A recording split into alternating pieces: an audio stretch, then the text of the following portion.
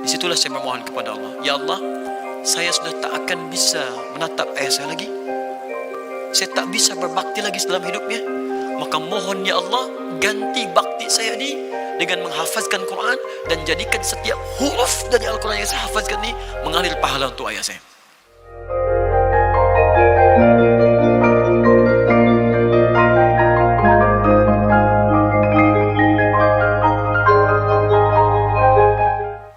Bagaimana cara mahu hafal 30 juz? Ya berhafal lah, menghafal. Caranya begini. Ini ada Nuha 10 tahun, Masya Allah. Pertama Nuha, saya ni sangat seronok dengan pertanyaan ni. Senang, bahagia saya. Ada anak kecil 10 tahun tanya bagaimana menghafal Quran. Ya, ada orang sudah tua, 40, 50 tahun, 60 tahun, 70 tahun. Untuk baca pun belum punya waktu. Ini kita berdoa, ya, mudah-mudahan anak ini mendapat bimbingan dari Allah Subhanahu wa taala. Yang pertama adalah berniat dengan kuat, ikhlas kerana Allah. Dalilnya Quran surah 96 ayat pertama, Iqra bismi rabbikal ladzi khalaq. Pesan Allah kepada Nabi, ayo baca Quran, dapatkan Al-Quran, bismi rabbik, niatkan kerana Allah.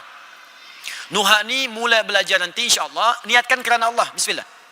Niatkan. Jangan kerana yang lain. Termasuk ustaz, saya ingin jadi hafizah. Kalau pengen jadi hafizah, tidak usahlah menghafaz. Ganti nama saja dari Nuha jadi hafizah. Niatkan kerana Allah. Ya. Yang kedua, cari guru yang baik. Cari guru yang benar. Karena Al-Quran ini mesti ada guru. Tak bisa baca Al-Quran, tak ada guru, tak bisa. Kemarin kita sudah bahaslah beri kuliah di Masjid Tuanku Mizan. Saya tuliskan 3 huruf saja, alif, lam dengan mim. Dibaca oleh 3 orang, makhrajnya bagus semua. Alif lam mim, alif lam mim. Bagus makhrajnya. Cuma saya kata, maksud saya bukan alif lam mim, maksud saya alam. Salah baca, bukan alif lam mim tapi alam. Bagaimana kita bisa tahu ini alif lam mim atau alam?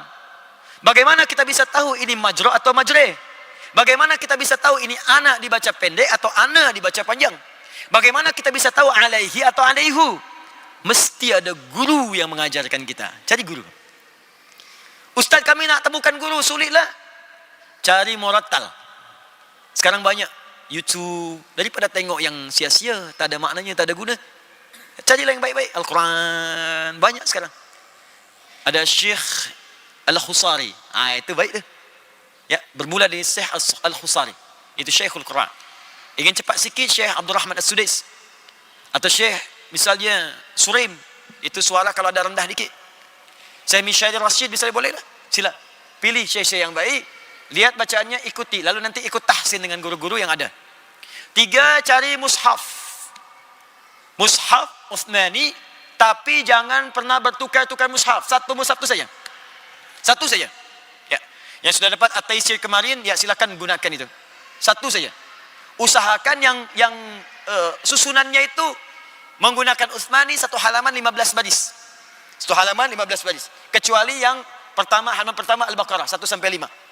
Ya, 1 sampai 5, 6 sampai 16, 17 sampai dengan 24, 25 sampai 29, 30 sampai dengan 37, 38 sampai dengan 48, demikian seterusnya. Susunannya. Yang keempat, harus punya prioritas dia. Tempatkan hafazan sebagai prioritas kita. Sebab orang kalau sudah punya prioritas, dia akan tunaikan semampu yang bisa dia lakukan. Dan yang kelima, harus ada motivation.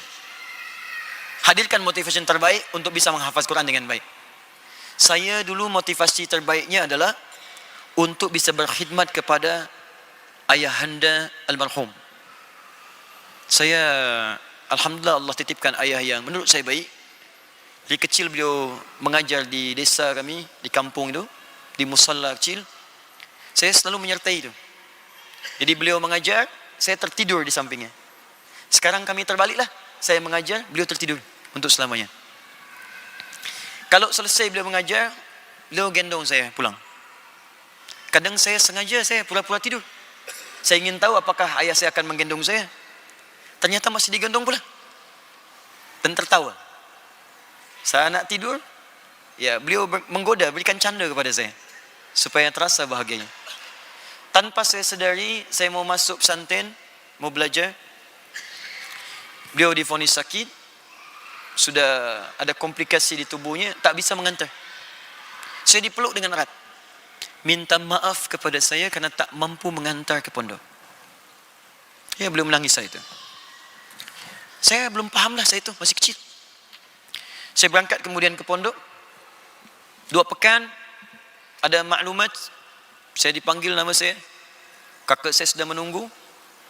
Lalu, ya guru tu bercakaplah saya itu, Ananda mesti pulang. Tapi tak berikan maklum kepada kami apa yang terjadi. Saya tanya kakak saya, bagaimana dengan ayah? Beliau diam saja. Ya, sampai saya di Bandung, paman saya, kalau di sini mungkin di Jakim ya. Saya tanya, belum sempat saya tanya, beliau jawab, mohon maaf barangkali Ananda Adi tak bisa melihat ayah lagi, karena mungkin tiba nanti di rumah sudah dikuburkan. Ayah saya sudah meninggal, saya diberitahu oleh paman, dan saya tak bisa menatapnya lagi. Pulanglah saya. Itu dari Bandung ke rumah saya itu ada kisaran 4 jam lah, naik kereta. Sampai di rumah saya dapati ibu saya, sudah lewat maghrib menjelang isya. Dia duduk, tabah sekali. Tak menangis, tak apa, dia sambut saya. Saya peluklah beliau. Saya pun tak menangis, kerana saya tak ingin membuat ibu sedih. Saya peluk di situ, saya temani tidur. Di tidur tu saya bermimpi melihat ayah saya mengenakan kemeja, hanya memberi isyarat saja. Besoknya saya bangun, saya buka semua tu, kamar ayah saya lihat. Allahu Akbar, ternyata selama ini yang beliau ajarkan pada saya bukan kitab-kitabnya, tapi akhlak-akhlaknya yang berisi dari kitab-kitab tu. Saya tak pernah ditunjukkan ni kitab ini, kitab ini. Tidak. Tapi yang saya temukan kitab tu di pondok tu, saat saya mondok saya lihat kitab-kitab itu. Ada semua di kamar ayah saya. Rupanya isi kitab tu diajarkan melalui saya secara langsung, bukan dari bacaan. Menangis saya waktu itu, saya bawa mushaf. 1 mushaf tu. Ayah saya wafat, semua bajunya dibagi oleh ke kerabat-kerabatnya, kawan-kawan dekatnya. Semua baju dibagi semua. Hanya meninggalkan kitab dan mushaf saja. Saya bawa mushaf, saya masih ingat mushafnya. Saya bawa mushafnya, saya duduk di ruang tamu itu, di ruang tengah. Saya menghadap ke arah kiblat, saya bukalah mushaf itu. Di situlah saya bermohon kepada Allah. Ya Allah, saya sudah tak akan bisa menatap ayah saya lagi. Saya tak bisa berbakti lagi dalam hidupnya. Maka mohon ya Allah, ganti bakti saya ini dengan menghafazkan Quran, dan jadikan setiap huruf dari Al-Quran yang saya hafazkan ini mengalir pahala untuk ayah saya. Mula saya menghafaz waktu itu, menangis saya, dan saya tak bisa berhenti mengucapkan Al-Quran. Setiap saya bacakan, dia datang. Saya hanya ingin 8 ayat, masuklah 10 ayat, 20 ayat, 30 ayat, dengan numbernya, dengan artinya, dengan macam-macam, tanpa bisa saya hentikan. Ini saya berhenti, saya menangis lagi, saya pulanglah ke pondok tu. Di pondok kita ditugaskan menghafaz 8 ayat. Saat saya diminta baca, lisan saya tak bisa berhenti. Sampai dengan 40 ayat saya baca terus. Baca. Sampai Ustaz mengatakan, sudah cukup nak kamu duduk sini. Ustaz pamit keluar dulu. Kamu berikan nilai lah kepada teman-teman ni. Jadi motivasi terbaik itu pada saat itu adalah bagaimana bisa kita berbakti kepada kedua orang tua. Jadi saya berikan nasihatlah kepada teman-teman ni, saudara-saudariku, anak-anak, budak-budak ataupun siapapun yang ingin menghafaz Quran, cubalah niatkan dengan niat yang baik. Kalau masih ada orang tua, ayah, ibu, bapa, ibu ya, pakcik, pakciknya, berbaktilah pada keduanya. Sebab kalau sudah tak ada, sulit lagi kita menemukan bakti itu. Saya bawa ibu saya haji, berjuang luar biasa. Mungkin kalau nak kisahlah, panjanglah kisah itu. Sampai tawaf, saya gandeng dengan tangan kanan saya. Sa'i, saya gandeng dengan tangan kanan saya. Saya bayangkan bagaimana Sayyidah Hajar membuat yang terbaik untuk Ismail. Saat tangan kanan ini menggandeng ibu, ada tangan kiri yang tak bisa menggandeng siapapun. Itulah saya berdoa, ya Allah berikan kemuliaan pada saya. Jadi saya berikan nasihat, kalau masih ada bapa ibu, cepat berbakti pada keduanya. Karena kalau sudah tidak ada satu di antara keduanya, tak ada lagi kesempatan yang kita bisa berikan dalam alam hidupnya, kecuali doa-doa dan amal saleh. Jadi saya berikan nasihat kepada Nuha ni, alhamdulillah, bertakwalah kepada Allah, sayangi kedua orang tua, kemudian berusaha berjuang dengan baik. InsyaAllah Allah berikan kemudahan-kemudahan untuk menghafaz. Ya, saya jumpa dengan seorang anak namanya Ashraf, dihantar dia oleh 2 orang tua, ayah ibunya, 3 saudaranya. Ya, Habib Abdurrahman As-Sudais, kemudian yang kedua 3 Fatur Rahman, yang keempat Uwais Al-Qarni, masih kecil dia 2 bulan saja. Ya, masih ditimbang. Dia datang dengan datuknya pula, kakek neneknya, opa omanya datang semua. Ya, apa yang mau disampaikan? Allahu Akbar. Peran ibundanya mendidik dia menghafazkan Quran, ingin dicek Quran sampai hafaz Quran 7 tahun tu, hafaz Quran dengan numbernya, dengan maknanya, dengan topiknya, temanya. Dan kami uji tes dia. Saya utus seorang santri coba tes anak ini. Saat dites dia diberikan soalan, baca ayat. diberikan ayat tentang neraka, menangis air matanya. Anak 7 tahun baca ayat tentang neraka, menangis air matanya. Keluar air mata, menangis dia. Ya, nah itu sudah banyak Pak, tuan-puan. Anak-anak budak-budak kecil hafaz Quran. 4 tahun, 5 tahun ada yang buta mata, lumpuh otak hafaz Quran. Dan ketika ditanya, luar biasa ajib jawabannya. Kenapa menghafaz Quran? Supaya saya punya bekal pulang menghadap Allah. Tuan-puan diberi 40 tahun, 50 tahun, mata sehat, otak sehat, semua fisik sehat.